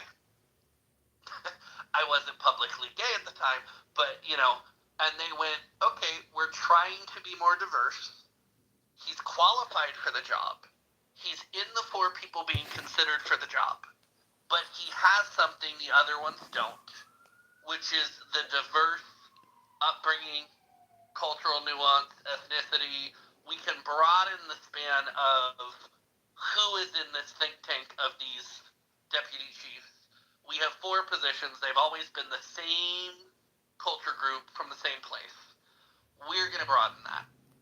And they were very open that we had all been head and head for the job. And the deciding factor was the fact that I would be the first Jewish deputy chief and the fact that I was the first immigrant deputy chief. And that's what got me that job. It's not that I wasn't qualified because I was already in contention, but the tiebreaker was that. Now they could be mad about it. But did you ever track the career paths of those other men? Because I bet you they weren't even negatively impacted. Some other thing came up and something great happened for them. Yeah, and that's the thing. That both, and out of that bunch, everybody became a deputy or division chief of something, and everybody moved their way forward, right? And so it wasn't, I just use it as the example because sometimes we look at this and say, well, the absolute best person for this job would have been Tom. And they gave it to Greg. And it's like, okay, but what were the considerations the company or the government were taking in? Were Tom and Greg damn near equal and they were trying to find a way to tie break? A lot of the time that's the case. Were they trying to diversify because they hadn't before and they were trying to break those glass ceilings? I get it's awkward if you're the white guy in a line full of white guys, and you're the first one they don't give the job to, and they give it to the brown guy. It sucks to be that guy. It sucks to be in that period of history where they're trying to make space for somebody, and you happen to be the person who pays the personal price of losing the weight balance. But it's part of what happens. Now, where I push back, and I get into alignment with Shirley on this, is that was my generation. That was 30 years ago. That was when we were doing that counterbalance. You now have deputy chiefs in Homeland Security of every ethnicity, race, color, creed, gender. You now have attorneys for the government of every ethnicity, color, creed, gender. We are not in the place we were 30 years ago, where it actually makes any sense to be saying, okay, we need to make space for a black person. You've had the first one. You've had the second one. You've had the 18th one. Same thing with Jews. Same thing with gays. Same thing with women. If you look in the government sector and you look in, the fields that I've worked in, we hit that diversity. Now, I was the token and the first of, every job I ever had. I was the first Jew, I was the first Middle Eastern in every single space. And I make this comment for people all the time. When I made it to Harvard, they had Jews, but we were still not on the class rankings. So law schools do rankings so you know where you rank. And there were 4 Jews in my law class, and we were on our own ranking scale. Brent, I hate to interrupt. Do you think Kamala's journey is at all similar to yours? So I happen to know Kamala Harris quite well. We're not besties, but, I knew her when she was city attorney. I knew her when she was DA, and we've run in certain similar legal circles. She had opportunities, and I'm very clear about this. We did a room on this the other night because people were calling her a DEI hire, she wasn't a DEI hire. What she was generationally opportunistic. And what I mean is she lucked out that every time she was ready to move into another job, somebody in the generation before her was retiring. In her lucky graces, they were always retiring on good terms. If you look at who she took over for as city attorney, if you look at who she took over for as DA, if you look at who she took over for attorney general, if you look at who she took over for senator, she walked into roles where mentors or friends of hers were leaving on good terms. And she got pushed forward and supported and thrown in. And her race was a major factor. My race was a major factor. Now, was she qualified for every job she got? 100%. She was top of her class at a top law school. She clerked for a judge. She did the pathway she was supposed to do. She built the career she was supposed to build. Now, I like to draw out for people. There may have been 10 other qualified candidates for city attorney. Did her race help her? Yes, because we were in an expansive period and making space for black and brown women. Did her race help her as attorney general? Yes, because California was doing the same thing. Now, was she hired solely for her race? Was she elected solely for her race in those positions? No, she has the pedigree, she has the background, she has the career. So she should have been in every room, in every seat, in every consideration that she was. Now, VP, I think, is the clearest one where, one, she should have sat as senator in California for 50 fucking years and just been a powerful senator if she had been a little wiser, in my opinion. But when her primary hopes went down in flames, the Democratic Party was terrified that if the old white guy got the bid, and old white guy being Joe Biden, that the black community would be disincentivized from voting and he wouldn't win a general election. So they dragged her ass onto the ticket to try to preserve that black vote. So as far as VP, a huge part of her reason for being VP that they acknowledged was her identity politic piece. Her other jobs, I always encourage people to actually look. She had the qualifications to be in the consideration list. And I like to point at Supreme Court justices for people because this makes it easier when you get closer to the top for people to accept these things. Just about every member of the federal judiciary could do the job of Supreme Court justice, with maybe the exception of Eileen Cannon, and that's a different conversation. But if you are a federal judge, you are capable of doing their job. Now, it doesn't mean you would be good at it, but you're capable. So bare minimum, you meet the qualifications to do the job. You then go, okay, there's about 1,000 of these people in the country of 330 million who meet the qualification to be Supreme Court justice. Out of those 1,000, there's going to be front runners, and there's going to be people you go, oh, no, they're in the back of the pack. And every time a space comes open, the parties keep a running list of 20 or 30 kind of front runners. And in the judiciary, you know who they are.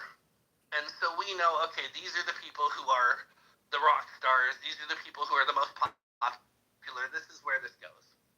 When you look at Amy Coney Barrett was about 24th on that list for Republicans when Trump nominated her. Gorsuch was about 10th. Brett Kavanaugh was 58th in the internal kind of rankings that are kept by the party, by the judiciary. And so, were they the front runner? Were they the most qualified? No. But they were part of the consideration pool, and the person who got to make the decision weighed in other factors and said, okay, yes, these people are more experienced, have better records of not being reversed, are more published, whatever it may be. But I'm going to go 16 people down this list, and I'm going to put the person up. It doesn't mean that Gorsuch wasn't qualified to do the job.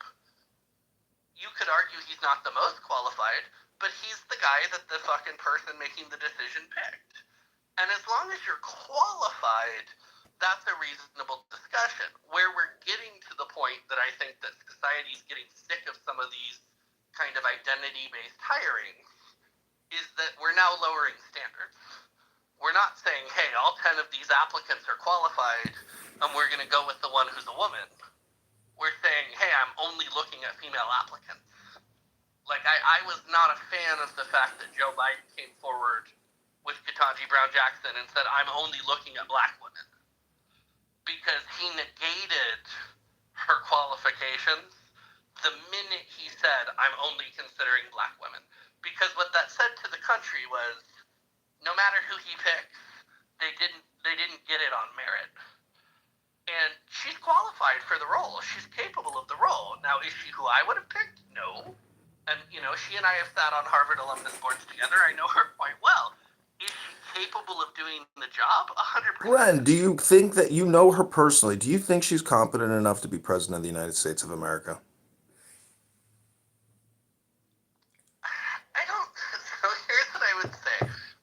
I think the last couple years have been very hard on her. I'm not besties with her, so I couldn't tell you where she stands on things. I think Kamala 2024 is a broken version of Kamala. I think as a VP, they basically dragged her out when they needed a token. And, her social circles are very different. The person I knew was definitely capable of selecting a cabinet to run the government, which at the end of the day is frankly what a president's biggest responsibility is you select a cabinet to run the government on your behalf. You then steer the boat, and you have a few important things you're supposed to do. Americans get caught in this thing as if the president has their thumb on the pulse and is doing all the things. And at the end of the day, really, their cabinet is. And George W. Bush is a great example. Motherfucker didn't know what was happening on a Monday versus a Wednesday. But the government ran, frankly, quite well because he had a VP who was pulling all the cabinet that did their job. But he also had the events of 9/11 and a war-footed country, that became ultra-patriotic and ultra-motivated for a brief moment in time. He had a lot of compliance. Can I interrupt for just a second? Because I got to go. I'm going to pop this off. This is not what I wanted to address. The only problem I have with Kamala is I think she's a Marxist. And I'm not in favor of Marxism. Okay. What does that mean? Minimum basic income? Okay, my daughter is a radiologist, and the rules have changed in favor of that. The rules have changed to make it be her able to be a doctor. I mean, that's just the truth. She got pregnant at 18. When I was 40, when I was her age, I just don't think that would have been so possible. That you would get into medical school and you have faith. Now, she had a lot of family support. That faith did not suffer at all. So I'm not in favor. I'm glad that that we are accommodating people, and not just white men or everything. It's good. But she's qualified. Just as long as the person is qualified to do the job, at this point in history, that should be the determining factor. Are you qualified? And she's ranked higher than the national average on her job, and she was qualified. She was the top of her class. She is Yeah, but you're using terminology that makes you sound like the Marxist. Okay, so here's what we don't do. We do a one mic policy in this room, and I'm giving you some space because you have a little birthday after you. If Shirley is speaking, nobody else needs to be talking. Because when people chime in and interject, two things are happening. One, they are placing themselves of value in a way that I'm not. That says I am important enough that I'm going to interrupt the flow of another speaker. I don't like it, I don't tolerate it, right? And they're also potentially derailing someone's train of thought. So Shirley was in the middle of heading somewhere, and you decided that you were going to interrupt where her train was heading. And whether or not it was well intended, I'm just going to be really clear, we don't operate that way. Hey, Grant, that's it. Is that another Edmund? Edmund, what number account is that for you? I'm really curious. Are we on account 500? 600? Edmund speaks. I gotta have a private conversation with Edmund at some point, because Edmund, I don't know how you create all these new accounts. I'm not the most technologically savvy, but you be putting up 3 or 4 new accounts on a day sometimes. Well, guys, It was great. I love having conversations with you We'll all. see you later, Miss Shirley. Talk to you later. Bye. And then Edmund, just I hate to do it, but at direction of the fearless leader, you are not welcome in healthy debates on any of your accounts. So any accounts that are assumed to be Edmund are to be blocked and removed. Per the fearless leader of the house. So we are sad to see you go, Books, but we will potentially not see you again.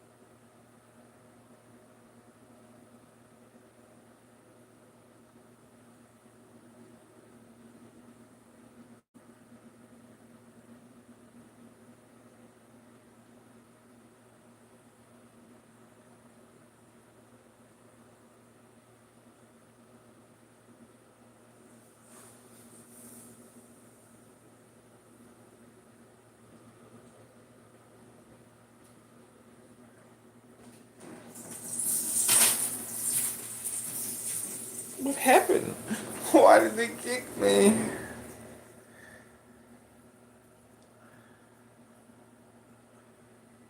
So P.S. John, there is a very special published on Elsevier. It's peer reviewed, so you know it's true. And it says that the triplet paradox overthrows the mean paradox and describes how using triplets can defeat the paradox. What's interesting is that this was only published, I think, in 2023. So one can be forgiven for not being up to date on this on the paradox, but please take a moment and review the peer-reviewed, never wrong, published in Elsevier, very good, important paper on the twin paradox. I would love for my two expert scientists to comment, both John and Sam. Occasionally Sam is a lawyer, but he likes to be referred to as a scientist, so you guys can check that out. Thank you, Ben. Let's now go to Brian. Hi, Brian. Welcome to Ask Uncle Steve. What would you like to talk about? Morning, Uncle Steve. Good morning. First, I'd like to say bravo to John Carlos. And thank you. Did everybody hear that? I thought it was John Santana, but yeah, go ahead. Yeah, go ahead. Well, yeah, John Santana, but John Carlos. He was playing some Carlos. Yeah, exactly. But did you hear that the big news that Steven Tyler in the band Aerosmith is retired? Yeah. Yes. That was big news. His voice is thrashed. Yep. His voice is thrashed. But the reason that I came up was the thing about Texas. It's been a couple weeks, so I forget what the large media group was, but they did a study of like the 10 worst states to live in. And they did it based on health care, crime, child care, things like that. And I forget all 10 of them, but what's striking was Texas was number 1. Really? But that really struck me odd as I read the article, because not only is Chevron now moving there, but I know of other companies that have moved to Texas, and people are moving to Texas. I mean, it's Well, Elon Musk moved his operations both with SpaceX and Tesla to Texas, yeah. So it's a real interesting enigma there, that although it's supposed to be the worst state to live in, that people and businesses are flocking there. So it's kind Well, of there's no state taxes, but they have that in Florida also, no state taxes. right. Of course, my state of Missouri was somewhere on the list, like around in the middle there somewhere too. So, and I can't remember what the other states was, but it's just kind of interesting that some of these states. People are still going there, but yet they're supposed to be such a bad place to live in. I'm going to have something. Cherries, I'd love to speak to you. Just hang on for about 2 minutes, and then we'll give you a fresh 5 or what. I live in Texas, and I know the answer to that question, so yeah, I'd love to answer. Okay. And we would love to hear it in about 2 minutes. Thank you. One of the reasons I know that people are moving from California to Texas is because, generally speaking, their homes are paid off, or even if they're not quite paid off, they can go get like a big mother mansion. They can pay 0 state taxes, and they can just get a lot of bang for their buck. Yeah, go ahead, Brian. Right.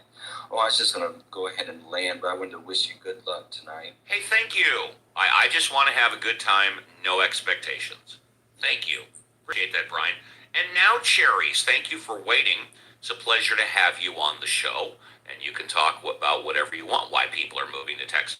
Obviously is number 1 on your list. Go ahead. Well, people are moving to Texas the companies are moving to Texas for different reasons than the people are moving to Texas. The companies are moving to Texas because the governor gives money. He gives huge to companies.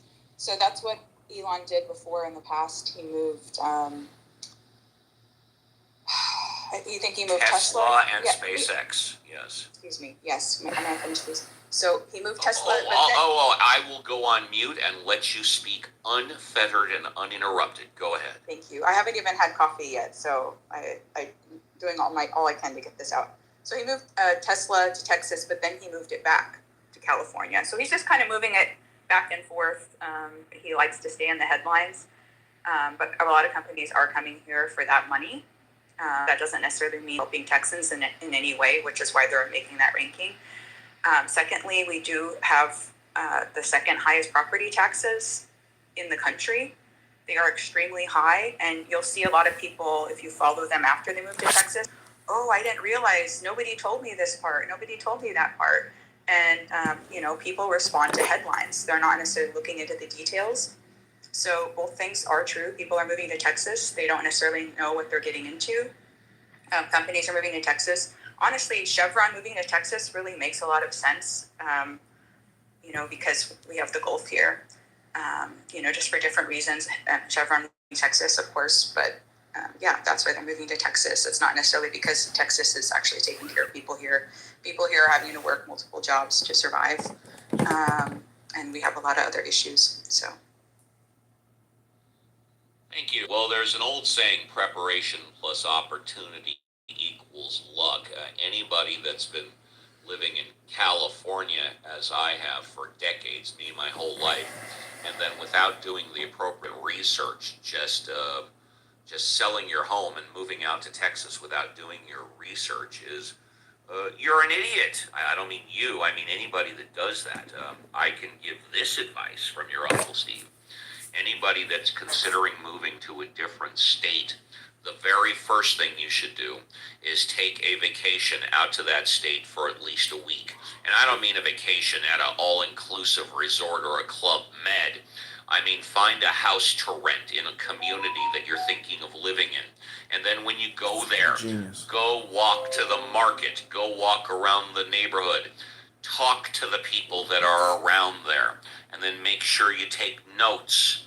And then, after your vacation is over, go back out again in a few months, try a different community, rent a house for a month or so, go to the local market, talk to people. That's how you find out what's going on. Anybody that just packs up and moves without doing their research is foolish wherever you go. Thank you, Cherries. Appreciate that.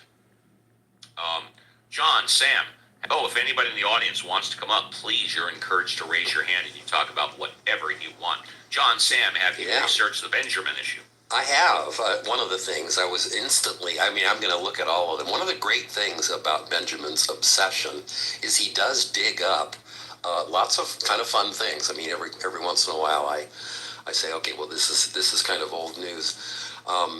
I should probably look at the triplet paper a little more, but I think I instantly see that it's simply wrong.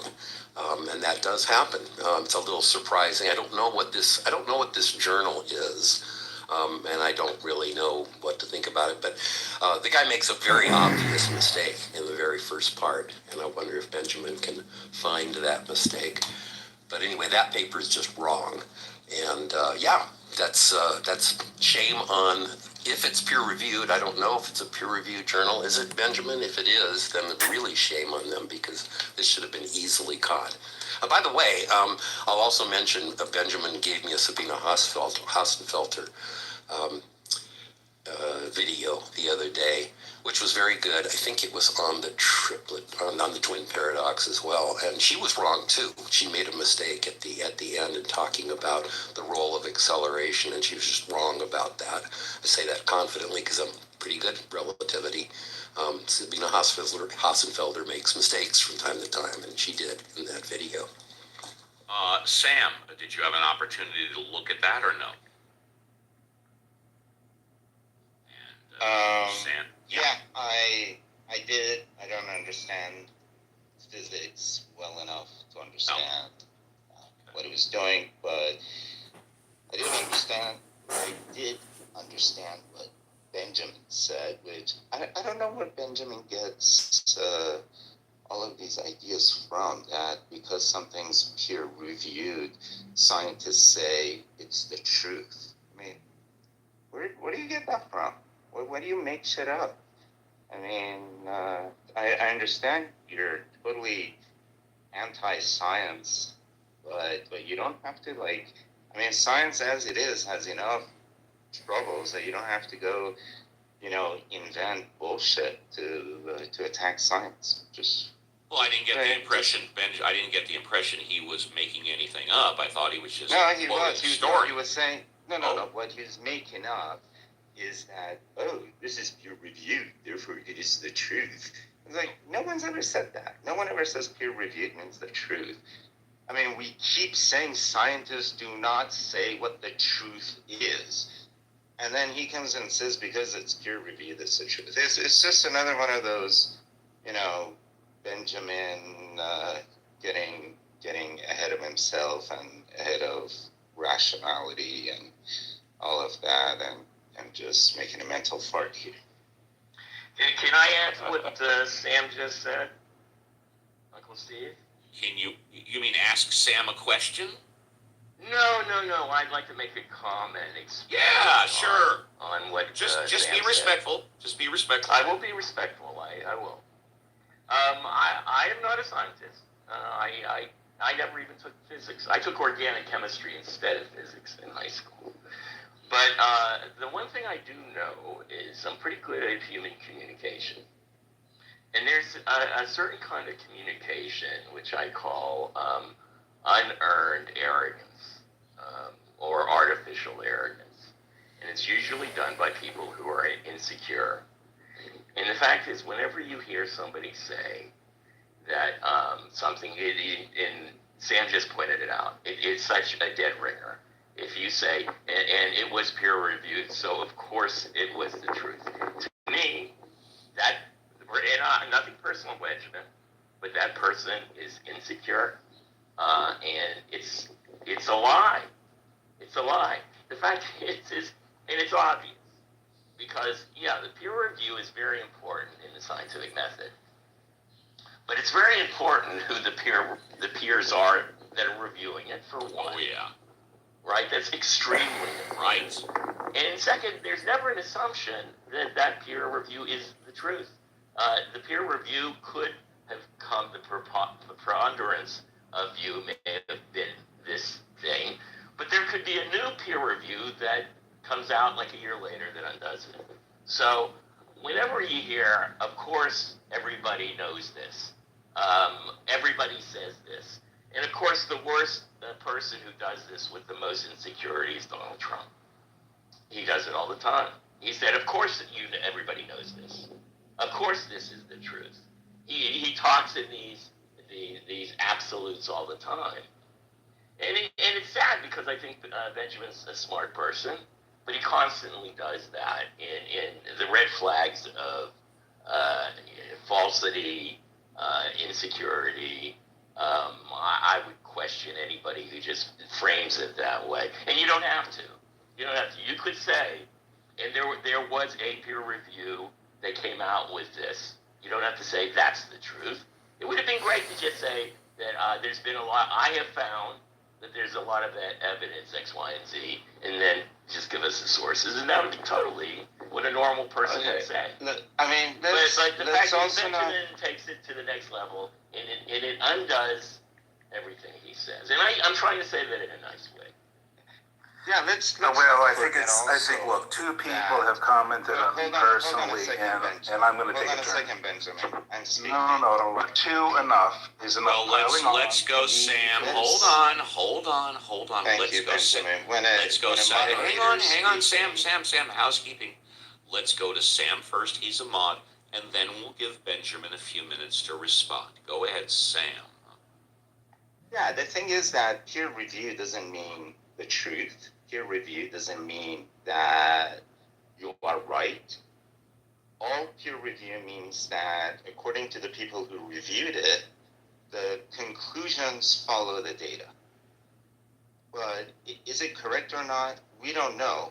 In fact, serious scientists, top names in peer-reviewed journals disagree with each other all the time. We have scientific disagreements that go on for years and years and years in peer-reviewed journals. Both of them can't be right. One of them is right. Or at least, or at most, one of them is right. So just because something is peer-reviewed doesn't mean it's correct.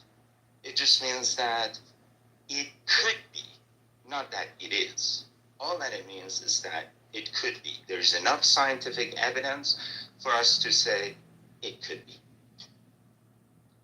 All right, Benjamin, you're up. Take a few minutes. Go ahead. Okay, thank you. Yeah, look, there is a very serious conversation to be had about peer review and the role of peer review in scientific journals. Eric Weinstein is attempting to have it. Others are having it, some with agreement, some with disagreement. There's claims that it's novel and new. Some claims that it's been going on for all of science. I don't even know how to parse those claims. But there has been, in fairness, right? And I was being completely sarcastic. If you really thought that I thought this article was true, so it was peer reviewed, let me settle your poor mind now. That's not the case. There's a serious conversation, a deep and long conversation. I didn't want to pretend that this was the right room for that conversation, but I do appreciate Sam laying it out as a scientist. Look, peer review means shit, and that's really the truth. Peer review doesn't fix anything as far as we know. It hasn't kept false papers out of the journals, as we know from the president of certain institutions who will not get named today. It hasn't really protected science. I'm not anti-science, actually.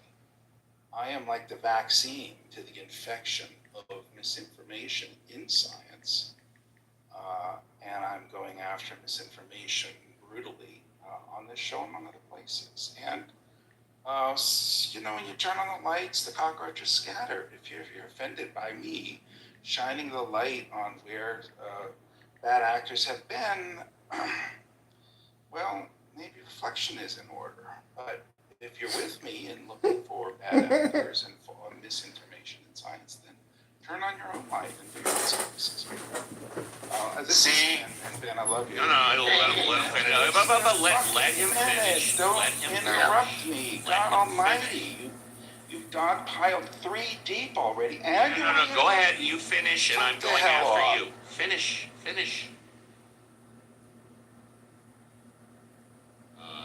Well, when he comes here and he spouts yes, and we all just say, dude, you're full of shit, well, of course we dogpile on him 3-on-1. If he comes here and says something rational, then we deal with him like we would deal with a rational human being. Before we hold on. Everybody go on mute. All right.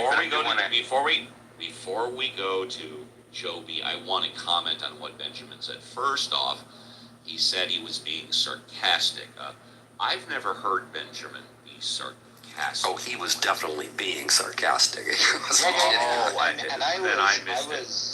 I was actually objecting to his sarcasm. What I also heard was he's the vaccine for bad science, and when you turn on the lights, the roaches scatter. I've never heard that before. I found that fascinating. We will come back to you all, so if you want to comment on Benjamin who left, take notes, take a scratch piece of paper, but you know that on this show we put a premium on the new speakers. Joe B., you're next. Good morning. Welcome back to Ask Uncle Steve. What would you like to talk about? Thank you for letting me speak. Hi, John. Hi, Steve. Hi, Sam. I'm not sure I know. Hi. Hi. I think it's an interesting discussion around peer-to-peer review. I worked at Notre Dame's grad school for 10 years, and grading dissertations was part of my task. Peer review really is contingent on the individual's mindset, and I don't think it's a very good measurement of one's abilities. It's a tab, it touches on it, but it doesn't cover, it's not a good grading system, I don't believe. That's all I wanted to add. Question before we go back to our scientists. Peer review is based on one's mindset? I've never heard that before. Would you like to expand? Well, if I had a physics grad student review my biology dissertation, they might have a different spin on it. So are you saying that if that grad student is pissed off, the results could be different than if they're happy? Well, I wasn't talking about being pissed off or they're emotional. You were talking about a mindset. I was talking, I'll clarify. I'm talking about That's their why I asked you to clarify. Yeah, please do. academic ability. And that's where I came from. A peer review is based upon someone's academic ability. Well, I could believe that. I think Ben, you wanted to go and I go just back wanted to Sam and John. Yeah, go ahead. It was very interesting about Benjamin because it was almost in the first few sentences that he said, he used the term "as we know" or "as we all know," and this is what I'm talking about. His frame is always about some way of trying to prove how he's the smartest guy in the world. It's the insecurity. It's a lie, because he said, "as we know," so I assume he's talking about the people in the room. I am one of the people in the room, and I don't know. So when he says it includes me, and he says, "as we know," it's a lie. I know it's a lie, because when he said, "I don't know," so why is he saying that? As we all know. It's so disturbing, because, you can have a good point, or you may have some background that helps prove your point, but you lose it all when you start doing, as we all know, as everybody knows, that this is the Unless you're truth. positive that we all know. Yeah, and as you know, that's not true. See, For example, look. It's unnecessary to This say is that. why I made the distinction about climate change versus climate crisis. I think it's safe to say we all know that the world has been getting warmer since the end of the Ice Age. But whether or not it's a crisis or if it's man-made, that's a whole other issue. I think that's safe to say, yes? I would say, instead of using, I would say it's understood is a better way to phrase All it, right. rather than as we all know. It's better to say Fine. it's understood. It's understood. We all know. There you go. Yeah, there you go. Okay, let's go to James Corlett is new, but before we go to Jim, let's first go to John and then see Sam. John and Sam. Well, so it is interesting. Benjamin came into my Vitaphysics room yesterday, attacking the twin paradox without being able. I gave what I have to say. I was a little skeptical because I thought I might have gone overboard. It turned out, I think, to be quite a good presentation, if I do say so myself. It was an explanation of the twin paradox based on the relativistic Doppler shift, which is, I think, particularly clear. Benjamin had nothing to argue against the presentation that I gave, but he doesn't like. It's weird. He doesn't like the twin paradox because evidently he doesn't like relativity, and yet at the same time he likes relativity because it, in his view, rules out quantum entanglement, which Einstein thought as well, and Einstein was wrong about that. And so it's a weird thing. I mean, he attacks things in a weird way, but the thing that I really found there, in the place where Benjamin kind of descends into flat Earth territory, is that you give him. He asked some questions that are very simply answered, really simply, and I gave very simple answers that I know he was capable of understanding. And what you never get from Benjamin, it's the same thing with flat Earth people. You never get an let me think about that. That never happens. And that is a dead giveaway that you're talking with somebody who's simply grinding an axe. So they're not interested in learning. They're just grinding an axe. Yes. But I do want to say one other thing. Yeah. I looked into the results in physics. I've looked into the journal a little bit. It is apparently peer reviewed. It very obviously has crappy peer reviewers, because that paper would never have survived even a first glance. I think, the editors wouldn't have rejected it. They would have so I edited the American Journal of Physics for a year. And I'm proud to say that I think it is the most read journal in physics, period. And that's because it's not a research journal. It publishes papers like this one that are aimed kind of pedagogically, in a way. They're dealing with really simple, well-known physics, but trying to make clarifications. and it certainly would never have survived. I review a lot of relativity papers for the American Journal of Physics, and when I was editor, I would have rejected this one summarily, because it's so obviously wrong. I can explain to Benjamin or anybody else where it goes wrong. It took me about a minute and a half to find it. So shame on the peer reviewers. I've been looking at results in physics to try to find out what its general reputation is, and I'm sad to say that I don't find anybody saying anything nasty about it. This paper could not have been published in a journal that has a reputation it cares about. This journal, like many, charges for publication. It claims to publish papers within a week and a half of acceptance. That's crazy. So there's another kind of red flag. Anyway, I think I've said enough. I'll just end there. Thanks. Sam, did you want a minute or two before we move on? Sorry, I was. That's was okay. away, so I didn't hear what John said. That's all right. I don't No know if problem. I'm going to be repeating or not, but with respect to Joe's comment, I was going to say the peer review that's kind of we're talking about is for publications, is not peer reviewed among colleagues in an institution for like dissertation or talks or things like that. This is for publications. And I don't know in your field, but in chemistry, the paper doesn't go to people outside of the field. They go to people who directly work in that field because they're the ones who can best judge the quality of the work.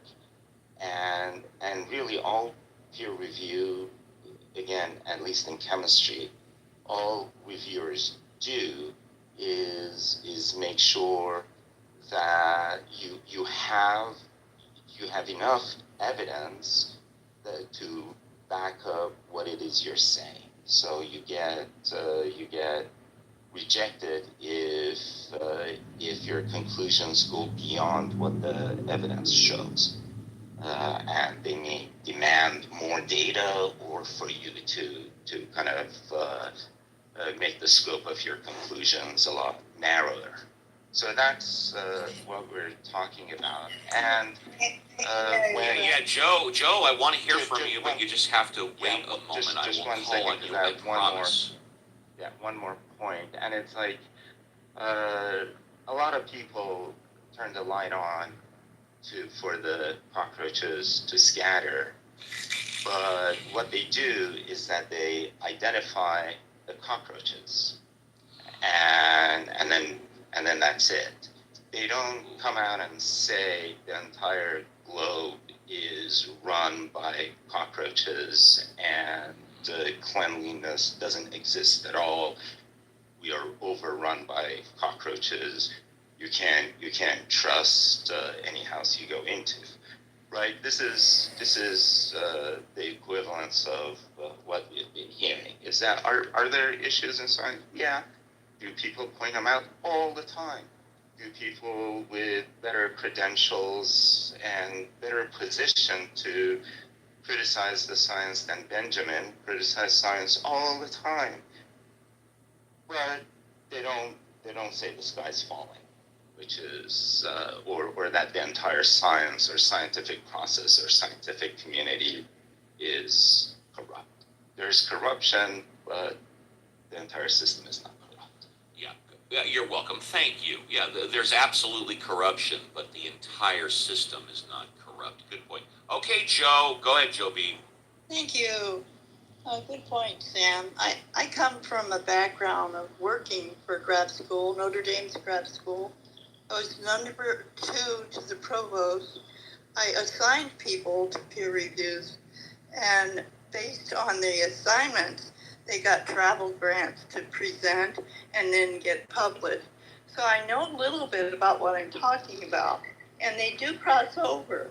They must cross over because when they go to present, they have to also know how to communicate. So that's my background. That's where I'm coming from on this discussion. Thank you. Well, as you all know, and it's in my profile, My background is workers' compensation, employment, and labor law. It is safe to say, I won't say we all know, but it's safe to say that I am an expert in the field of workers' compensation, employment, and labor law. Unfortunately, nobody on Clubhouse ever wants to talk about workers' comp, employment, or labor law. Therefore, we talk about whatever the nieces and nephews want to talk about. And therefore, I get peer reviewed on every show. I get peer reviewed by hundreds of nieces and nephews every Saturday and every Sunday. Let's say, Brian, have you spoken yet, Brian? I forgot. I'm sorry. You're at the bottom down there. Oh, I remember Brian speaking. Thank you again, Brian. Sorry about that. Brian, would you like to contribute at this time, or are you good? I'm good, Uncle Steve. All right, yes, very good. So, of course, I posted at the top link about how Americans get their news on local politics, and this is from the Pew Research Center. And not so strange when it comes to the interest level of local news. The number one interest, or the number one percentage of adults who get news sometimes or have extremely satisfied in their news, number one is weather. Okay, and again, we're talking local news, not network news. And that makes sense, because if you're on ABC, NBC, CBS, Fox News, which is broadcast to hundreds of stations around the country, you're not going to talk about the weather, because the weather is all over the place. But if you're at your local news, people want to know what the weather is. What's it going to be like this morning, today, or tomorrow? Number two, of course, is crime. People want to know what's going on with crime. Number three, which I'm somewhat surprised about, is government and politics, although I understand it's tied with traffic. And traffic I can understand. However, in my opinion, the interest in traffic is more on radio, when people are in their cars. When you're watching local news on TV, they really don't talk about traffic, because traffic is updated every 15 or 20 minutes. But if there were cars